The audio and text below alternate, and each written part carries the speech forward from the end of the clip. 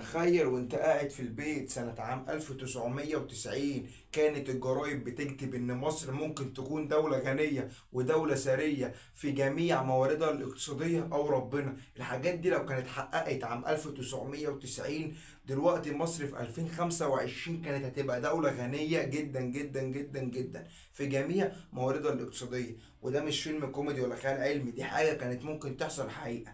اول حاجة مصر تستخدمها في الحاجات دي، بس نسيت المقدمة.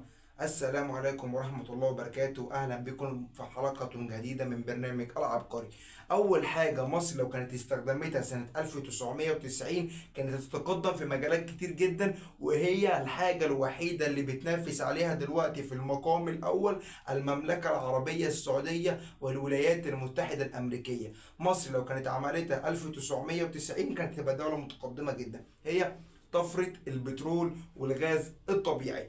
دولة جمهورية مصر العربية اكتشفت حقول كبيرة جدا في البترول والغاز الطبيعي في 3 مناطق في مصر، ومن أهم المناطق اللي فيها موارد اقتصادية خليج السويس والبحر المتوسط. بعد خليج السويس والبحر المتوسط دولة مصر اكتشفت فيها هناك حقول بترول وحقول غاز طبيعي رهيبة غير طبيعية. كل لما بنيجي نحفر في حتة بنلاقي فيها بترول، نلاقي فيها غاز طبيعي. ده اللي كان هيخلي مصر منافسة للمقام الأول في بعض الدول العربية وبعض الدول الأوروبية في مقامها السعودية والولايات المتحدة الأمريكية. انت دلوقتي مصر عندها حفرة في البترول والغاز الطبيعي ومهام كبيرة جدا، يبقى انا لازم استخدمها في الطريق الصح، لان البترول واسعار النفط كل يوم بتكون متزايدة. اسعار النفط، اسعار البترول، اسعار الغاز الطبيعي، كل الحاجات دي بتكون متزايده كل يوم واسعارها بتعلى. لان احنا كده مصر لو كانت اهتمت بيها احنا دلوقتي كنا اغنى دوله في العالم لو الحاجات دي اتحققت عام 1990. تاني حاجه، الممر المائي العالمي، اقوى ممر تجاري في العالم ممر قناة السويس. قناة السويس اللي بيمر بها العديد من السفن، قناة السويس الذي مر عليها العديد والعديد. تأميم شركة قناة السويس الذي أعلنها جمال عبد الناصر عام 1956.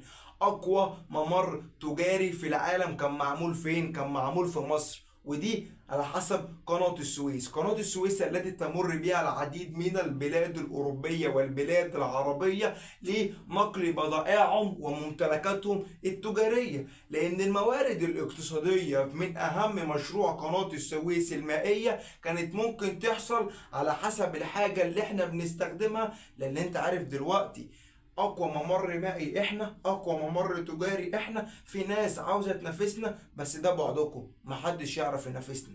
احنا عندنا اقوى ممر مائي في مصر هو قناه السويس. تالت حاجة، بعض الموارد الاقتصادية والأراضي الزراعية واستصلاح الأراضي الصحراوية لو مصر كانت استخدمتها. الموارد الاقتصادية في الزراعة، في الصناعة، في التجارة، في تسهيل جميع العمليات. مين أول دولة كانت بتصنع القطن والكتان؟ دولة مصر.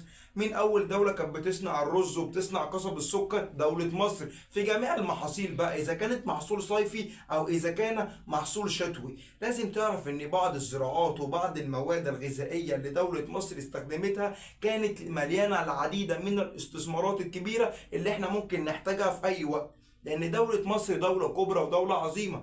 لو إحنا بقى 3 حاجات كلمتك عليهم، وفي حاجة كمان برضو هكلمك عليها، لو احنا بقى مصر كانت اهتمت بالحاجات دي سنة 1990 مصر كانت هتبقى دولة غنية ازاي؟ اه صح، واستصلاح الاراضي الزراعية مشروع توشكا اللي كان معمول وكان ممكن يفيد الناس بحاجة كبيرة جدا في البلد، واستصلاح الاراضي الصحراوية.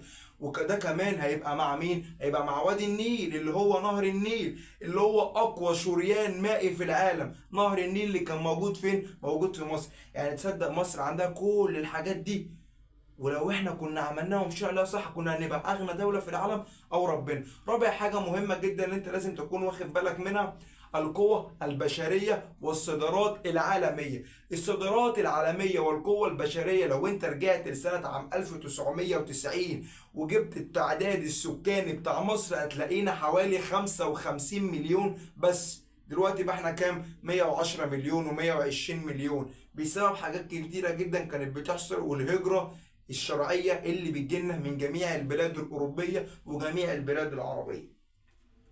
القوى البشرية كانت 55 مليون سنة عام 1990، وكانت دولة متقدمة جدا في الحتة اللي احنا بنكلمك عليها دي. 1990 لو احنا عندنا 55 مليون شاب، وبالفعل ده كان موجود كده، واشتغلوا شوية في توطين الصناعات التكنولوجيا وتوطين الصناعات التجارية والمعمولة على كل حاجة تخص البلد وكانت تفيدنا في التقدم، كان احنا هيبقى عندنا قوة بشرية زي قوة اليابان حاليا. دولة اليابان بتعمل ايه؟ بتعتمد على كفاءة العقول البشرية بتاعت شعبهم. احنا لو كنا عملنا زيهم كنا في حتة تانية. صح. وبرضه في مشروع فشل، المشروع ده لو كان اتعمل كانت هتزيد ارباح مصر من الميه ومن الفلوس. مشروع قناه جونجلي. قناه جونجلي اللي كانت معموله في جنوب السودان، مصر لو كانت استخدمتها صح كنا نتقدم وهنبقى دولة غنية، دولة ثرية عندها العديد من المليارات مش من الملايين، يعني فلوس. ومشروع قناة سويس ونهر النيل ومشروع توشكا واستصلاح الأراضي الزراعية والاستصلاح الأراضي الصحراوية، وكل ده وفي الآخر ما خدش حاجة. لا، بس الحاجات دي لو كانت اتعملت عام 1990 كنا أغنى دولة في العالم. لكن المعادلات اتقلبت وكل حاجة بقت غير موزونة. بس دلوقتي كل حاجة الحمد لله. لو انت وصلت نهاية الحلقة ما تنساش اللايك والاشتراك في الفيديو، واعمل كل حاجة وشارك المنشور، وعاوزين نوصل إلى 1000 مشترك قريب.